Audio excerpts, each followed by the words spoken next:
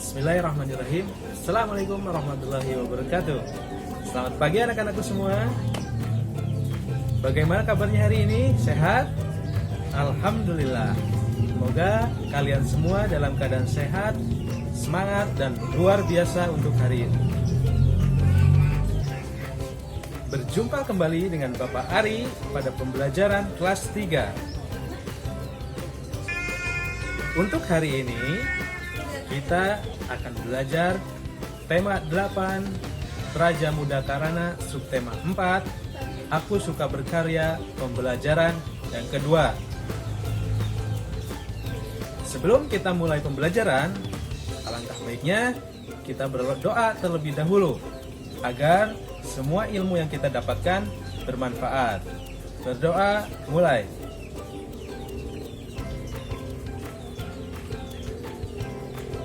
Doa selesai. Adapun tujuan pembelajaran hari ini, yang pertama, siswa dapat mengidentifikasi pokok pikiran tentang konsep 8 arah mata angin dan pemanfaatannya dalam denah dengan benar. Yang kedua, siswa dapat menceritakan kembali ide pokok dari informasi yang didengar atau disajikan tentang 8 arah mata angin dan pemanfaatannya dalam denah dengan benar. Ketiga, siswa dapat mengidentifikasi perilaku yang sesuai dengan arti gambar dalam lambang negara Garuda Pancasila dengan benar. Coba kalian perhatikan gambar berikut ini. Sudah kalian perhatikan? Ternyata ada seorang tamu yang datang. Nah, coba siapa di sini yang sudah mempunyai pengalaman sebagai penerima tamu? Nah, mari kita simak pengalaman teman kalian dalam menjadi petugas penerima tamu. Hari ini SD Nusantara kedatangan tamu. Tamu yang datang tim juri penilai lomba kebersihan sekolah. Mereka ingin melihat kondisi SD Nusantara. Udin dan beberapa teman ditunjuk menjadi petugas penerima tamu. Mereka harus mendampingi tamu.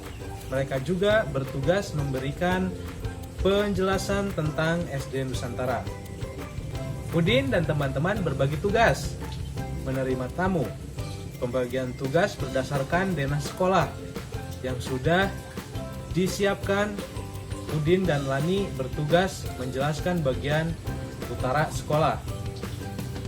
Edo dan Dayu bertugas menjelaskan bagian selatan dan Siti bertugas menjelaskan bagian timur sekolah. Beni menjelaskan bagian barat sekolah. Udin dan teman-temannya bertugas dengan baik. Mereka menjelaskan program sekolah dengan jelas dan santun. Mereka juga dapat menjawab pertanyaan dengan lancar dan jelas. Para penerima tamu telah bertugas dengan baik. Para juri memberikan pujian kepada mereka. Kepala sekolah dan para guru juga memberikan pujian. Semua anak-anak senang dan bersemangat mengerjakan tugasnya. Anak-anak, berikut ini merupakan denah SD Nusantara. Nah, berdasarkan tugasnya, Udin dan Lani bertugas menjelaskan tentang bagian utara sekolah, yaitu taman sekolah dan juga gerbang sekolah. Edo dan Dayu akan menjelaskan bagian selatan sekolah, yaitu lapangan basket, kantin, dan juga pengelolaan sampah. Siti bertugas menjelaskan bagian timur sekolah, yaitu ruang guru dan ruang kepala sekolah serta ruang kelas. Sedangkan Beni bertugas menjelaskan bagian barat sekolah, yaitu perpustakaan dan ruangan kelas. Anak-anak, coba kalian perhatikan kembali teks bacaan yang berjudul Menjadi Petugas Penerima Tamu. Nah, dalam teks bacaan tersebut terdapat 4 paragraf. Paragraf adalah susunan beberapa kalimat yang mengandung suatu pikiran pokok. Penulisan dimulai dengan garis baru. Pikiran pokok adalah ide utama dari sebuah paragraf. Perhatikan contoh berikut ini. Edo, anak yang rajin. Semua tugas sekolah selalu dikerjakan tepat waktu. Edo juga selalu membantu orang tua. Edo selalu mengerjakan pekerjaan dengan baik. Pikiran pokok dari paragraf di atas yaitu Edo anak yang rajin.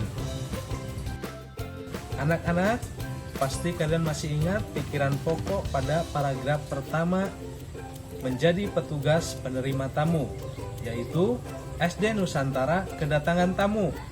Anak-anak bisa melanjutkan paragraf berikutnya di rumah. Tidak.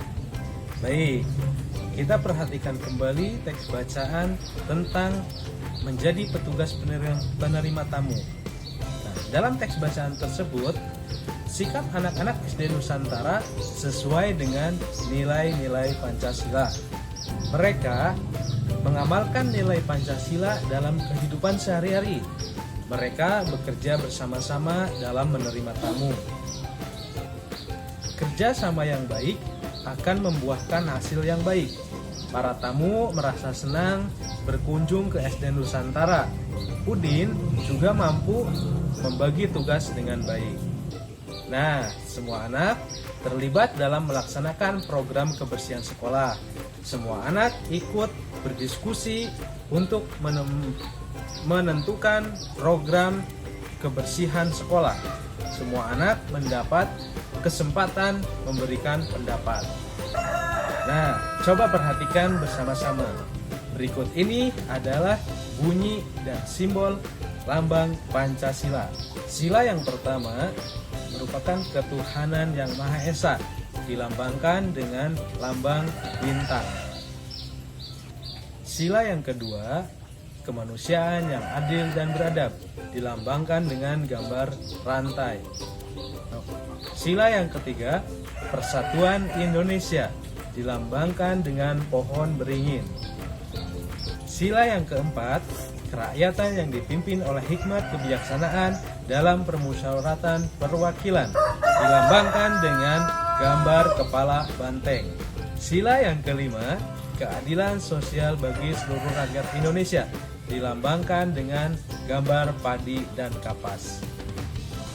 Bekerja sama merupakan pengamalan sila yang ketiga. Sila ketiga, Pancasila berbunyi Persatuan Indonesia, simbol berupa pohon beringin. Bangsa Indonesia sangat besar dan beragam. Sila ketiga berpesan agar kita selalu menjaga kesatuan dan persatuan. Seluruh warga juga berkewajiban menjaga nama baik bangsa Indonesia. Contoh sikap yang sesuai dengan sila yang pertama adalah: yang pertama, berdoa; yang kedua, beribadah sesuai dengan agama dan keyakinan masing-masing; yang ketiga, menghormati teman dari agama lain yang sedang beribadah. Contoh sikap yang sesuai dengan sila yang kedua, yaitu berteman dengan siapa saja tanpa membeda-bedakan. Contoh sikap yang sesuai dengan sila yang ketiga adalah: yang pertama, saling bekerja sama; yang kedua, menjaga nama baik bangsa dan negara; dan yang ketiga, menjaga kesatuan dan juga persatuan. Nah, untuk contoh sikap yang sesuai dengan sila keempat, yang pertama, musyawarah; yang kedua, berdiskusi bersama untuk menentukan program. Kemudian, contoh sikap yang sesuai dengan sila yang kelima adalah berbuat adil dan tidak pilih kasih. Kemudian, membagi tugas dengan adil dan juga merata. Nah, anak-anak, untuk hari ini pembelajaran kita telah usai. Nah, kita hari ini sudah mempelajari yang pertama, belajar denah; yang kedua, mencari pikiran pokok pada sebuah paragraf; yang ketiga, yaitu mengidentifikasi sikap yang sesuai dengan pengamalan Pancasila. Baiklah anak-anakku sekalian, semoga pembelajaran hari ini bermanfaat, dan kemudian Bapak pesan untuk kalian tetap menjaga protokol kesehatan. Yang pertama, memakai masker; yang kedua, mencuci tangan dengan bersih; yang ketiga, menjauhi kerumunan, dan menjaga jarak.